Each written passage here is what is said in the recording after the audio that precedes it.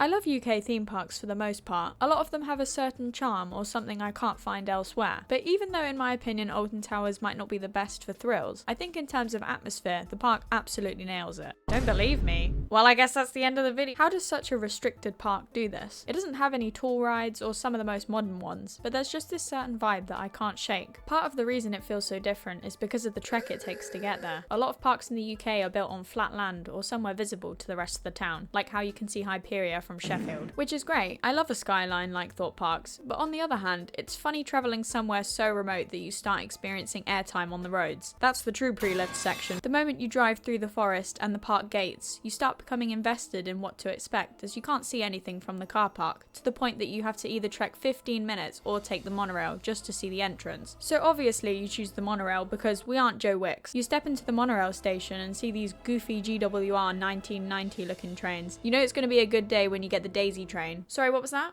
Oh, the Daisy train's been decommissioned. Well, I guess we're not going to have a good day. It might sound ridiculous, but taking the monorail into the theme park is actually really effective for immersion and anticipation. You get a great view of what's to come, and while being efficient, serves as an amazing start to the day, especially with the charming narrator. We love that guy. Once you get into Towers Street, you're met with the towers themselves and this gorgeous soundtrack by Imascore. It could be pouring down with rain and half the rides could be closed, but the speakers sort of act like damage control that distract you from all the chaos. The park is laid out so that it will open up the further you explore. This is very true for the gardens, which are quite often overlooked because of how boring they are, but I really don't think that's true. The gardens act as a piece of separation, a safe resting point, or a great place to have lunch and stare at the ducks. Just please do not trust the sign. It is not a shortcut. It's the next Splatterlot and you're the victim. It's a shame the gardens aren't spoken about because I see it as a large part of the park's identity, but the closest the Mac Glazers will ever get to touching grass is by going on the Sky Ride. The gardens are free to walk around, and if you're spending multiple days there or you just have time to, I'd recommend staying and having a look for a couple of minutes. Not everything is about high thrills and high capacity launch coaster. The towers themselves act as a focal point for its history and beginnings. It's a constant reminder of how far this theme park has come since its opening. It perfectly captures a cinematic vibe without getting carried away. Being so secluded is annoying transport-wise, but it really pushes forward the idea that you're somewhere special, somewhere outside of real life. It's much easier, in my opinion, to disconnect yourself from what's going on when you're at Alton Towers over somewhere like Thorpe Park. I still love Thorpe Park, don't get me wrong, and the rides are much more thrilling, but it sort of lacks that homey feel. It feels commercial in a way, and not like you're visiting your grandma's house. In terms of theatrics, the music is really strong for the park's identity. Beyond the scenery, at the heart of the park is the sound design. Every land has its own distinct separation, and when rides break down and the weather is blue, the music still works hard to hold it all together. There's a running theme of area soundtracks, followed by extra sound effects that just help bring things to life. Soundtracks on their own are amazing, and always a welcome feature, but if it's including a monster or government facility, it's nice to have the extra ambient sounds, like the Nemesis creature roaring or the Smiler's twisted mechanical sounds. There's also a lot of natural sounds that the park has because of its location. Birds echoing through the valley, the ducks near Towers Street, crying babies. When you're walking through the paths, there's this really natural combination of the man-made elements and the environment. The large areas of land create lots of echoing, which makes it a lot louder. Sound travels far on its own, but the caverns and wide area just pushes it further. It makes the soundtracks a lot more theatrical than if you were playing it through your Dollarama gaming headset, and the bass in some cases gets a little excessive.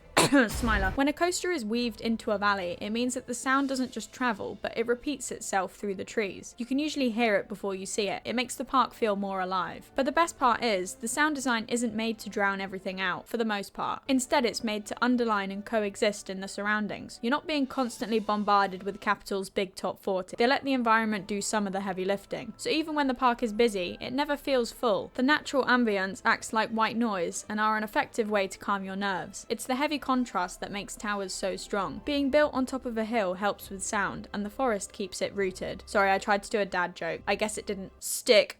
Sometimes parks struggle with pulling areas together, or it just sort of ends at a certain point with no explanation as to why. At Alton Towers, most areas have one door for entry and exit, which, while super frustrating, helps the world building, as you're clearly told when you're leaving and entering a different part. The lands are also quite spaced apart, so there's a chance for the theatrics to change gradually, rather than going from Mexicana to a Crocodile God SBF visa drop tower and angsty snake. I think Bolton's Park excels at this too, but because it's built on flat land, it's harder for it to hide its areas, which lead to some breakage of immersion. But that's completely understandable because they aren't Disney and can't afford to build 20 millions worth of throwaway props just to create a backdrop. I think we'd all rather it be put into more rides over some goofy rock work. It's definitely easier for me to say that Alton Towers is special because I'm not local, so when I visit it feels more special. The on-site accommodation holds on to this as well, and the storytelling never really stops because even when you're in the bedroom at the Splash Landings Hotel, you're avoiding the sand carpet in fear it will get into your shoes.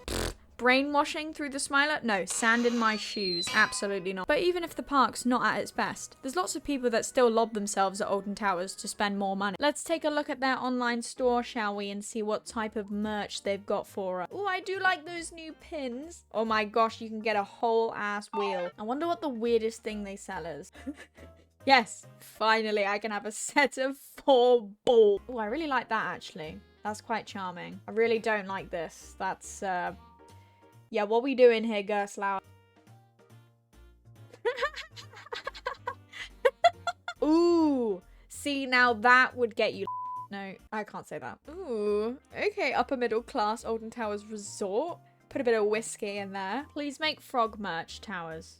Okay, that's the end of this segment. A lot of people have their opinions on towers, and I've seen at the beginning of this year how drastic ride availability can be. But somehow, somewhere, even though I'm in an area that thinks it's acceptable to charge £5 for a soft drink, there's this feeling that I can't shake. I'm being told the emotion is called daylight robbery. Despite the huge space the park takes up and the seemingly never-ending pathways, I just love how separate the areas are. You have time to process each one without having something in the background invading it. It can be a very physically demanding park to navigate, especially when things like the Skyride weren't in action. It's a bit of a double-edged sword. On the one hand, this mystery and effort it takes to get somewhere makes it feel like more of an adventure. You really get lost into the storylines and the different themed areas. But on the other hand, it's very frustrating to walk all the way over to somewhere just for you to be met with a closed sign. Alton Towers is more than just thrills. There really is something for everyone, whether you enjoy a great dark ride or high-thrill inverting coaster. This is a huge draw for families that requires something for everyone. It's easy to forget that people other than the airtime police visit theme parks. Some people just genuinely don't enjoy rides even though they've tried them, so the theatrical side is really important, and this is why parks like Universal do so well. You could do a whole day just doing the side quests, like the interactive bands in Nintendo Land or the Wizarding World ones. Obviously Alton Towers isn't on the same level, but it definitely has more open, quiet spaces than Universal. They can't legally build rides on these areas like the gardens and the lawns, but in a way I think it's a good thing, as it reserves these spaces as a separate part of the park. The sea life is also a fan favourite among a lot of us that get overwhelmed at theme parks. Sometimes all you need is a massive panel of glass with some water behind it. Personally, I think the park is really charming, regardless of weather. The rain really suits a lot of the park, to be honest, and that's a great thing, considering the UK spends half of its lifetime as a storm.